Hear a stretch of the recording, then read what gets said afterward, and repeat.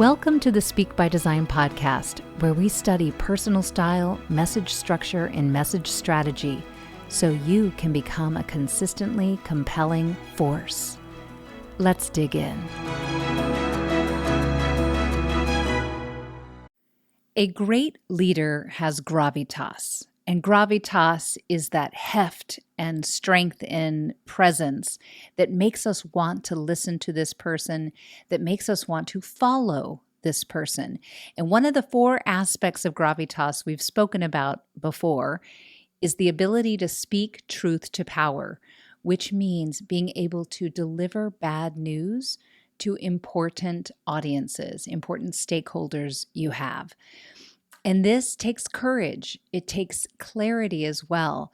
A lot of people try to sugarcoat their bad news so that the receiver takes it in more easily. But in some ways, the receiver might miss the message. We might bury the lead. And oftentimes people will say, oh, I just like it when people rip off the bandaid, when they are blunt with me. Do you? Do you really like that? Would you like someone to come into your office and say, we're going to do this project without you? Here's why. Or we're removing your funding. Here's why. Or you're no longer invited to these meetings. Here's why. Do you really like that bluntness? So as much as people make fun of the sandwich, the positive minus positive message, that still is the best way to deliver a tough message. And I know there are books out there, and I won't name them, but there are many popular books that go against this way of thinking. Still, ask yourself, is that really the way you would want to be spoken to? Imagine how you would like to hear your leader tell you that they're not happy with your work. Would you like to hear, we're not happy with your work? Here's why. Even though that is direct and clear and top down in message structure, it is jarring. It creates resistance, retaliation sometimes, and even a Freudian hydraulic. A what? A Freudian hydraulic refers to an emotional reaction that comes out of so much psychological pressure being applied to a human that they have an unexpected emotional reaction. But it's unexpected in terms of its direction. It might be misdirected at the wrong people. And it also will be very unexpected in magnitude, far greater in magnitude than it should be, than is rational for it to be. We don't want to create Freudian hydraulics in our stakeholders. Sometimes in our effort not to hurt people's feelings, we hide messages from them and we start working around that person and having sidebar conversations and excluding them and then telling them that they no longer need to help with something. Those are great examples of what could create a Freudian hydraulic when the person feels like a mental game is going on. We don't want to do that as leaders. We want to be direct, as well as we want to be incredibly compassionate. When you have great relationships with the people you work with, you can speak to them more candidly, and it will not hurt them. And you don't even need to worry about that because you're going to follow these principles. Let me share the principles, the best practices for delivering tough messages. The first one is leave no surprises, which means don't parse out the bad news over time, over a 1-hour conversation, and keep saying things like, and then there's this other problem. And then one more thing I wanted to add, put it all out at once, what the negative message is, rather than leaving a breadcrumb of negative messages. No one likes to be continuously surprised. Then it looks like you were holding back information because you were. And then the second best practice is that timing matters. You want to make sure the other person knows how long you've been thinking about this, how long you've been sitting with this, how long you've had this information before coming to them. That is why it always helps them when you say to the person you're delivering bad news to, that I'm coming to you as soon as I found out. Or I'm coming to you as soon as we were able to confirm the numbers. It could be a we statement, but I'm coming to you as soon as is a very helpful way to calm down the other person's reaction, because they know you haven't been ruminating on this and circulating this information to other parties. Then the next thing that matters is that you lean on the facts and not the dramatization of the story. So instead of saying the system outage happened yesterday or the system outage started an hour ago, that's leaning on the facts. But if instead I said, we're very disappointed that it's been a catastrophe, that the outage happened an hour just before our biggest order shipped, like that's creating unnecessary drama. We want to lean on the facts, but we also want to give good justification. If you give the facts of the timeline, but you don't explain what went wrong, what the learning is from this experience, the audience, the receiver is left missing something. So you can say, here's the facts of what happened, and then here's what we know to be the reason why and what we'll do differently next time. So facts and justification should come together. And then you want to make sure you're framing it as positively as you can. And that's why focusing on the learning is helpful. But even the sentence structure, listen to the difference.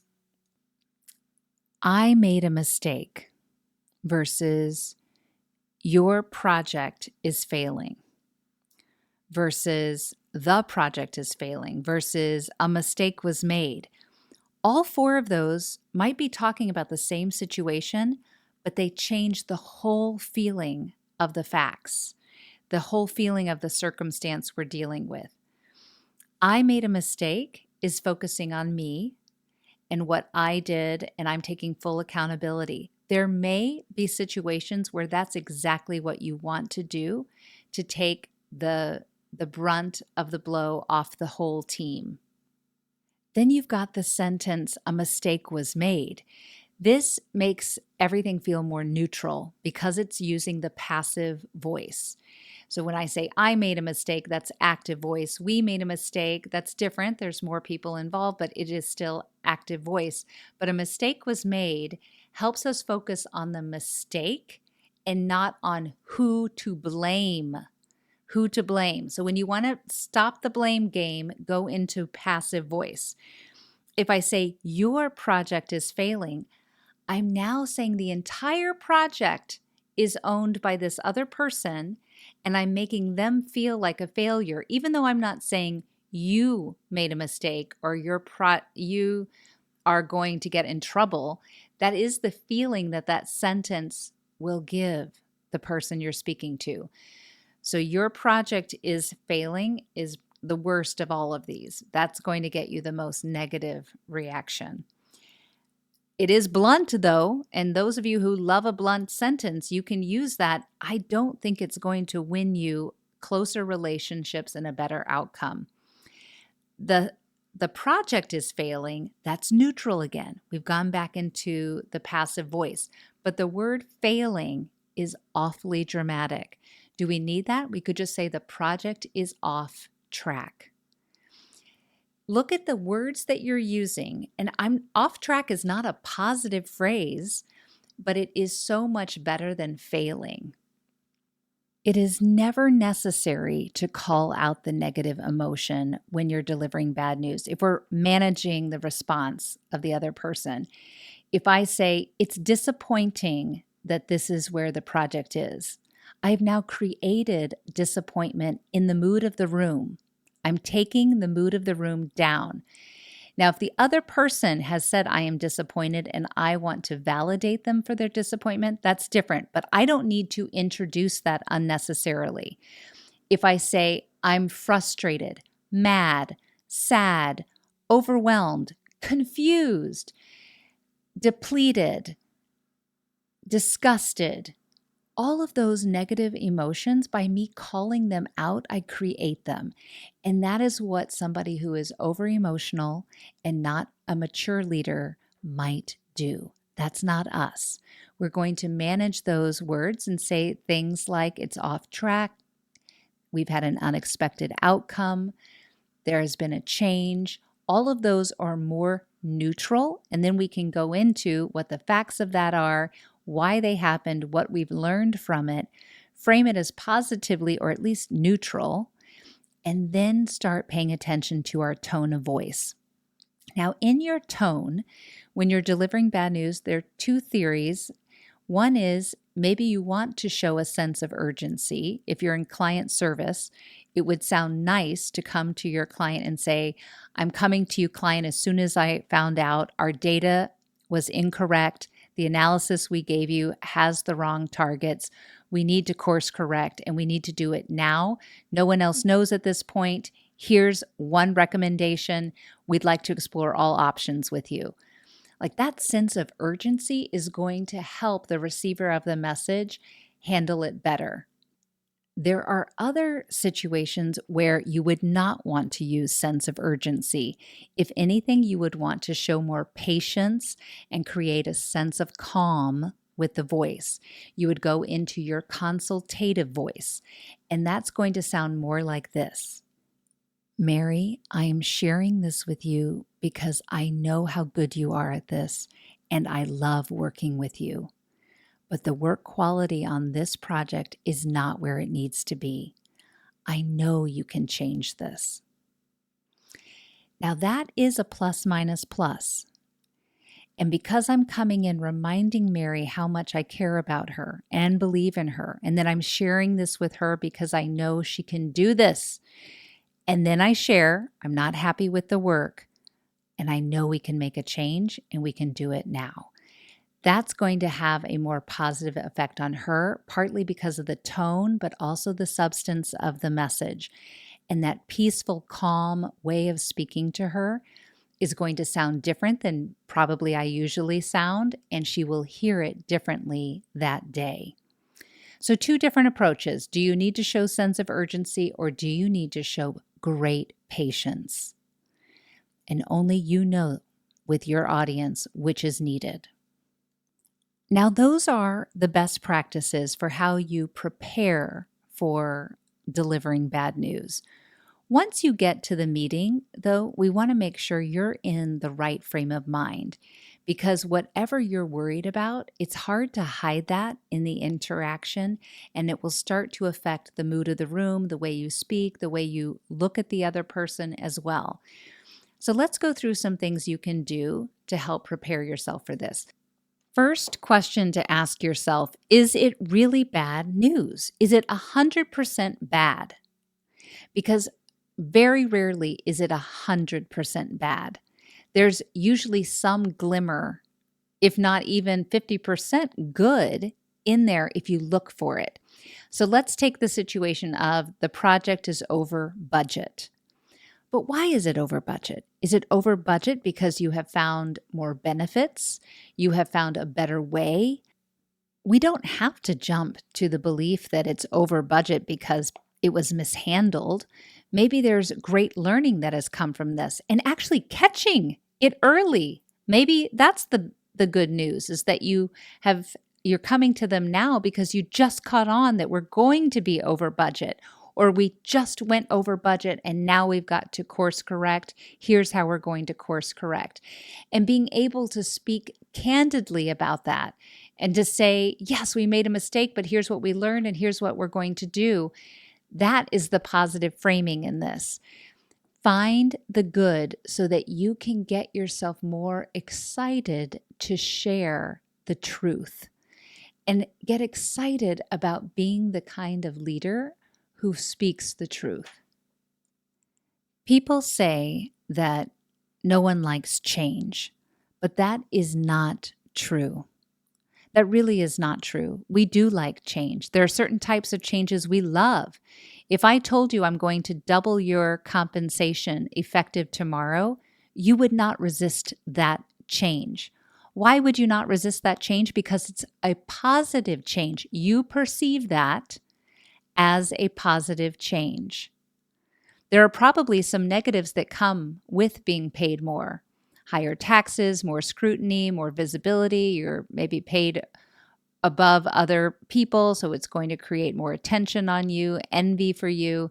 We could look at that with negative eyes, but if you perceive more compensation as positive, you're going to embrace that change. The other thing that is true is people, if they feel like they're being forced to change, even if it's a positive change, they might resist it. How can you make the other person feel like they are not being forced to change, that they have a voice and a choice in the matter? When you can present them with options when you're delivering bad news, that gives them that choice and they feel more like a driver. Give an option. So that's why if you're coming in with, we're pulling your project funding, here's why, good to see you next time, that's a terrible meeting. But if it is the project funding has ended, there are some options for where you could focus your time next. Let me share them with you. That's a more exciting message. That's a more positive frame. And come in with those options and that positive slant on the situation so that that change, whatever the change is, a change in scope, a change in budget or timeline, that it is more appealing to them because they perceive this change as positive. Now, you might say there is nothing positive about my change. That's not true. I know that's not true. Push yourself to open your mind differently. Even talk about it with a friend and say, here's what I need to say. What is the positive way of saying this? You might not see it because you're so ingrained in worrying about their reaction. We can fail in advance in our communications when we believe the other person's not going to like the idea. They're not going to be able to handle this. They're going to hate me. They're going to resist the new project, the new changes. This is not going to work. But when you have that in your head, you are creating the failure before you even give the communication a chance. Okay, but that's all mental, completely mental and framing. When you get into the meeting, take the temperature of the room. If the person is super happy or already looks stressed, let that affect what you had planned to do. Read the room.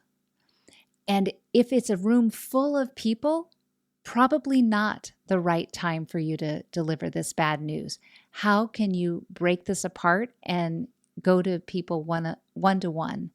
That's much easier for you to manage the reaction and response.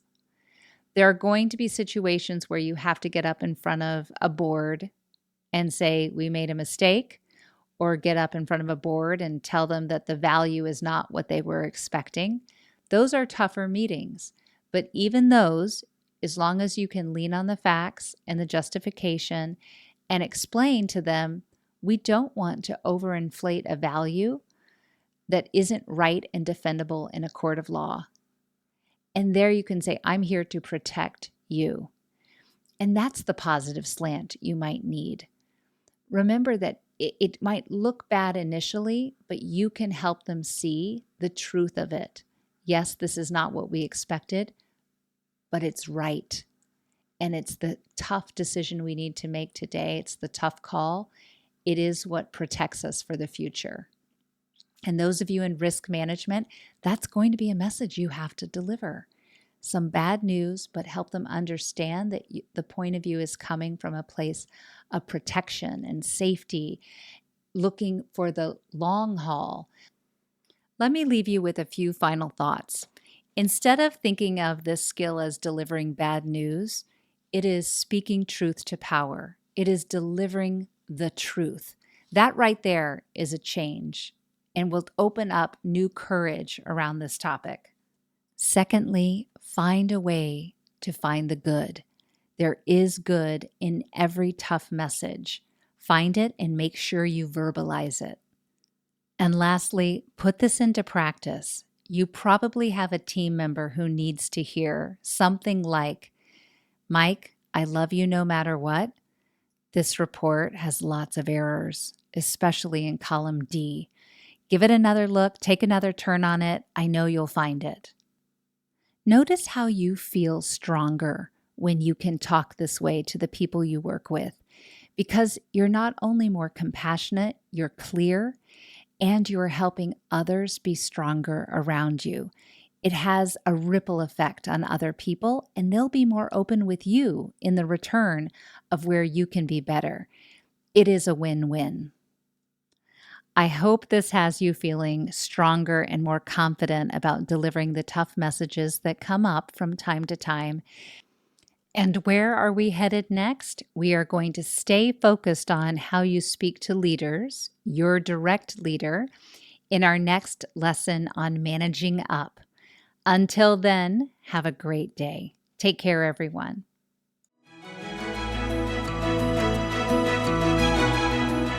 If you are enjoying all of these lessons, but now you're hungering to turn all of this into skills and habits that make this work intuitive and natural so that you don't have to think about it, then you want to join Speak by Design University. That's our coaching program that gives you private coaching, group coaching with me, group training, self-paced learning, as well as exceptional networking with other people like you. This program is for managers and above, people whose careers are on fire and they're looking to hit their next level, and they want to do that sooner rather than later. Check it out at speakbydesign.com/join. That's speakbydesign.com/join, and you can start with us at the 1st of next month. We hope to see you there.